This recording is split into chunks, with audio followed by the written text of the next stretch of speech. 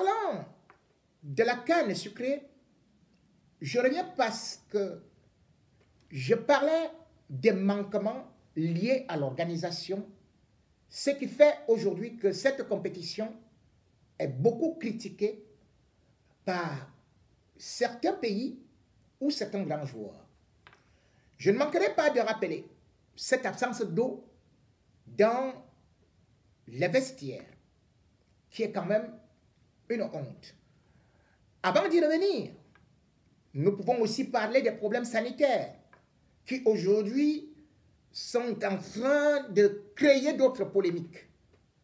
Parce que le Cameroun devrait affronter justement les îles Comores pour le compte des huitièmes de finale. Huitièmes de finale programmés pour lundi, mais déjà l'équipe des Comores est presque déclarée, ou alors on peut dire les Comores sont morts. Morts à cause du Covid, parce que 12 de leurs joueurs ont été déclarés positifs à moins de 48 heures de la rencontre. Beaucoup pourront parler soit de complicité, d'autres vont plutôt balayer cela d'un revers de la main en disant que c'est la CAF qui organise la compétition, c'est la CAF qui a choisi le laboratoire dont on ne connaît pas trop bien le nom, dont on ne connaît pas qui travaille dedans, mais c'est toujours des Africains.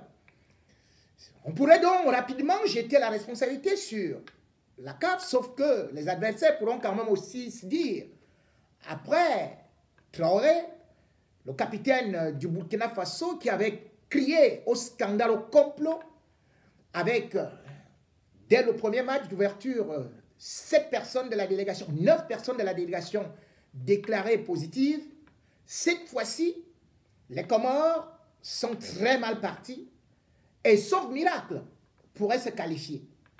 Parce qu'une nation de cette envergure qui se retrouve quand même privée, non seulement de son entraîneur, mais aussi de tous les leaders de son équipe, cette équipe-là ne pourrait pas retrouver de ressources dignes de ce nom. Les Comores déjà sont arrivés en huitième de finale par miracle, par l'effort, par l'enthousiasme, par la volonté, mais les Comores, 132e au classement FIFA, les Comores pourraient-ils résister au lion indomptable alors qu'ils n'ont même pas un gardien de but? Non. Le gardien titulaire ayant été blessé, les deux qui restaient sont aussi déclarés positifs au Covid-19. Qu'est-ce qu'on va faire? On va jouer avec un jardinier qui sera gardien de but? On va jouer avec un attaquant qui sera un gardien de but? Qu'est-ce qu'on va faire, d'autant plus que même le sélectionneur lui-même ne pourrait pas être là? C'est une situation un peu délicate qu'on ne saurait véritablement seulement dire que c'est de la faute du Cameroun, mais en même temps, on va se dire, lorsqu'on essaie de regarder cette organisation, eh bien d'autres pays pourraient aussi accuser. Accuser pourquoi? Parce que on a vu par exemple que les règles édictées par la Confédération africaine de football ne sont pas respectées dans les stades. Combien de spectateurs arrivent dans les stades? Respecte-t-on la jauge lorsqu'on distribue des billets à l'emporte-pièce ou lorsqu'on laisse même pratiquement d'autres stades ouverts à tout le monde? Et ceux qui y vont n'ont même pas de cache-nez. Ils ne sont ni vaccinés et beaucoup ne sont même pas testés au PCR. Lorsqu'on voit ce qui se passe, alors qu'on dit qu'il faut respecter les mesures barrières et qu'on voit pratiquement tous les spectateurs au stade, les uns collés sur les autres. Et de surcroît, on a vécu d'autres cérémonies, d'autres séances hallucinogènes. C'est-à-dire qu'à Douala, au stade Jacoma, on voit pratiquement, lors du match Algérie contre Côte d'Ivoire, le public qui descend dans le stade et qui va justement vers ceux-là qui sont supposés être des acteurs et qui peuvent être les victimes de Covid-19. Si donc le Cameroun n'assure pas la sécurité de ses visiteurs, faudrait-il que la CAF vienne avec son armée? Que la CAF vienne avec la police? Que la CAF vienne contrôler les entrées dans les stades? Mais non! Le Cameroun est pays organisateur et ne pourrait rejeter ses responsabilités seulement sur la CAF quand on voit ce qui est en train de se passer. Oui, les joueurs camerounais sont peut-être vaccinés, immunisés contre le Covid, puisqu'aucun n'est atteint. Oui, les joueurs camerounais peut-être ont choisi d'aller s'isoler dans un autre environnement où peut-être le Covid est interdit d'entrer. Mais lorsqu'on voit aussi ce qui arrive à d'autres nations, il faudrait que sur le plan de l'organisation, qu'on respecte un certain nombre de choses. Pas forcément qu'on dise aux gens de se vacciner. Mais au moins, quand on organise des charters, quand on va recruter des élèves, qu'on fasse au moins des tests à ces élèves avant d'entrer dans des stades. On ne peut pas aller récolter, assembler comme des moutons les militants du RDPC pour venir dans un stade juste parce qu'on voudrait dire que les stades au Cameroun sont pleins. Oui, on a pris des décisions qu'il n'y a plus d'école. On a pris des décisions que maintenant, on va montrer ce que c'est que le RDPC, comment est-ce ce... Mais entre-temps, il y a mise en danger de la vie d'autrui. Il y a mise en danger de la compétition. Puisque si le Cameroun seul se retrouve avec un effectif au complet et que les autres se retrouvent avec 16 cas de Covid, 18 cas de Covid, mais la compétition ne pourrait pas aller jusqu'au bout. C'est de ça qu'il s'agit. C'est les autorités camerounaises qui doivent prendre leurs responsabilités. Ne pas dire que c'est la CAF qui fait ceci, qui organise, qui fait ceci. Non, la CAF ne peut pas assurer la sécurité. Ces gens qui sont là, les stadiers, ce sont des Camerounais. Ceux qui assurent la sécurité, ce sont des Camerounais. Il n'existe pas un stadier CAF. Ceux qui ont été choisis comme des volontaires, ce sont des Camerounais. Et c'est le COCAM qui les choisissait. À une certaine période, il faut qu'on soit un peu professionnel. Oui, le Cameroun également va rencontrer l'Algérie. L'Algérie est partie peut-être après avoir perdu, mais il faut déjà le savoir pour le match de barrage de la Coupe du Monde. Le Cameroun va affronter les fenêtres d'Algérie et ça se passera en aller-retour au mois de mars. En Algérie, si jamais on se retrouve sur une pelouse dégradée, est-ce qu'on sera content? Les Camerounais n'avaient-ils pas critiqué la pelouse de Bimpe? Et lorsque les autres viennent critiquer la pelouse de Japoma, ils ne sont pas fair-play. Et pourtant, nous, Camerounais, avons indexé et avons dit que si nous avons été battus par la Côte d'Ivoire sur leur terrain, c'était à cause de la pelouse. Nous l'avons dit. Lorsque la Côte d'Ivoire nous a gagné sur son champ de patates.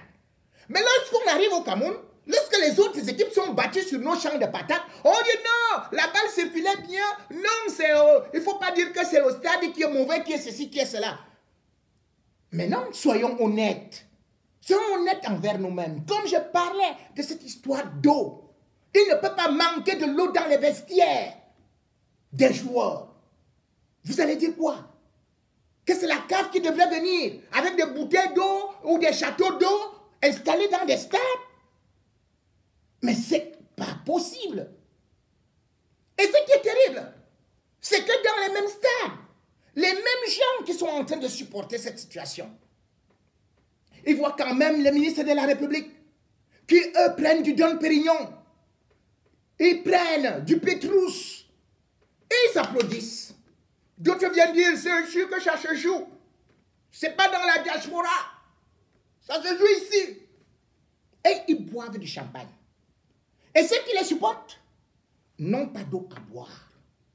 Est-ce normal que dans un pays où on n'a pas de l'eau dans les vestiaires des joueurs, dans un pays où jusqu'à présent l'eau est jaune dans les maisons, il faut se lever à 2 h du matin pour avoir quelques gouttes d'eau, qu'on se retrouve avec le ministre Jacques Famondongo et d'autres personnes de la présidence de la République qui, parce qu'il s'agit de la CAN, après avoir pris les autres enfants d'autrui pour aller parquer dans les stades, et ils se retrouvent en train d'exhiber des vins ou encore des champagnes à de tels prix. C'est une honte pour le Cameroun. Et aujourd'hui, qu'est-ce qu'ils sont en train de dire? Ils sont en train de nous raconter que le Cameroun est en train de vouloir faire une enquête par rapport à ces champagnes-là. D'où venaient les champagnes? André Luther Meka, notre perroquet du RDPC, nous raconte que non, ces vins-là venaient tout juste des promoteurs ou alors des sponsors de la Confédération africaine de football, ou alors c'est de la CAN. Et pourtant, il est bien prouvé que aucun sponsor, que ce soit Total Energy, que ce soit TikTok, aucun sponsor n'a fourni du champagne ou du pétrus. Des vins qui se vendent à 2-5 millions, voire plus, et qui se retrouvent dans les stades de football, là où il n'y a pas d'eau dans les vestiaires pour que les joueurs se lavent. Vous vous rendez compte? On a regardé à Garoua, des gens sautillaient de joie, que les stades étaient pleins. Oui, ils disent qu'ils veulent le bien des nordistes. Doivent-ils être contents? Alors qu'ils sont en train de voir qu'à Garoua, il manque de l'eau. Ils sont en train de voir que les Arabes choix et les Mousgoum, ceux qui au Cameroun font une guerre à cause de l'eau et les autres boivent du champagne, Don Pérignon. Ils boivent le vin Pétrus. Et ils sont contents. Ils disent que leurs stades sont pleins. Donc, quand les stades sont pleins, les Mousgoum peuvent se tuer. Les Arabes choix peuvent faire la guerre et aller se réfugier au Tchad. On peut boire de l'eau sale. Et on dit qu'il se manque la canne sucrée. Mais elle est sucrée dans la bouche des autres. Croyez-vous, comme le dit un proverbe africain, le miel n'est pas bon dans la bouche de l'âne. Ceux qui applaudissent sont des ânes, puisqu'ils n'en bénéficient pas. C'est une élite bourgeoise, ancrée dans la kleptomanie. C'est elle qui bénéficie de cette canne-là. Et quand on parle de ces vins-là, encore une autre image du Cameroun.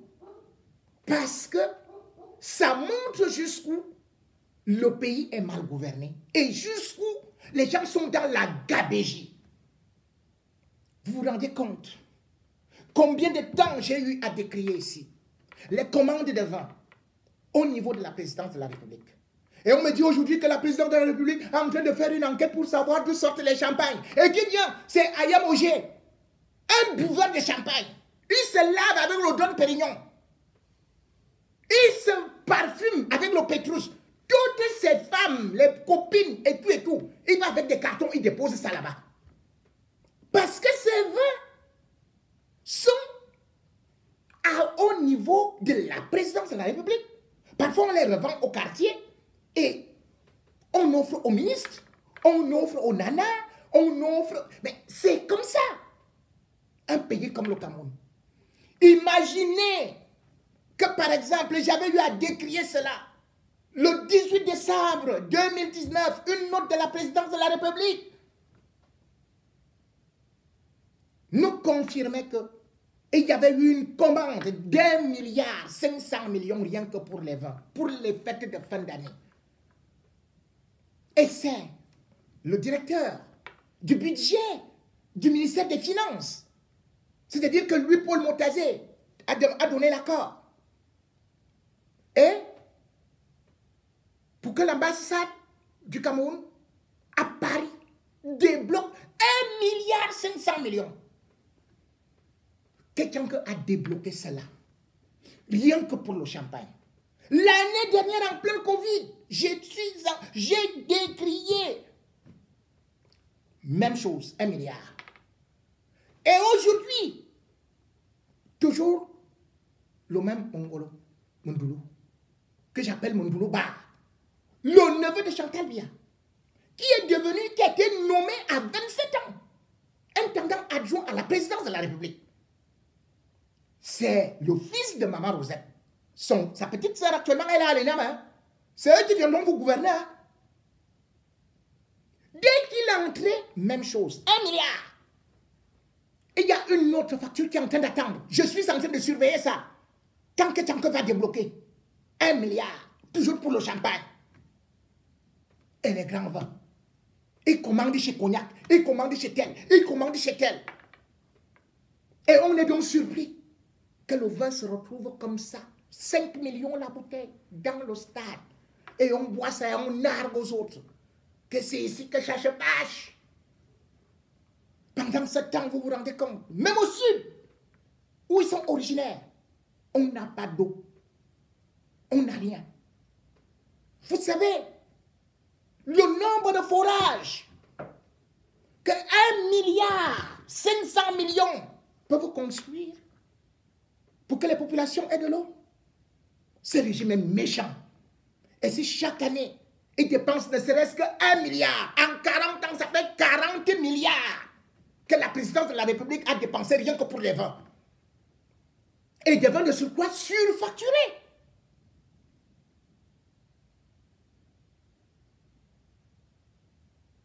On vient parler de ça aujourd'hui. J'en pleure chaque jour. Chantal Biya, qu'on appelle la mère de ceci et tout et tout et tout. C'est elle qui offrait un champagne de je ne sais quelle classe là à une influenceuse. Chantal Biya, c'est son, je dis bien que c'est son neveu. Même pas son neveu, c'est son cousin. Puisque c'est l'enfant de la grande sœur à sa mère, qui est là-bas, qu'elle l'a installé pour le vol de tout ça là. Et maintenant, ils font semblant de vouloir faire une enquête pour embobiner le peuple camerounais. Que tu voles dans notre pays. On profite de la canne pour voler. On profite de la canne pour faire des surfacturations. On profite de la canne pour surtaxer les stades. Et puis, dans tous les cas, en même temps, ils sont là en se disant que peut-être ils sont puissants. Mais demain ou après-demain, ça va tourner au vinaigre.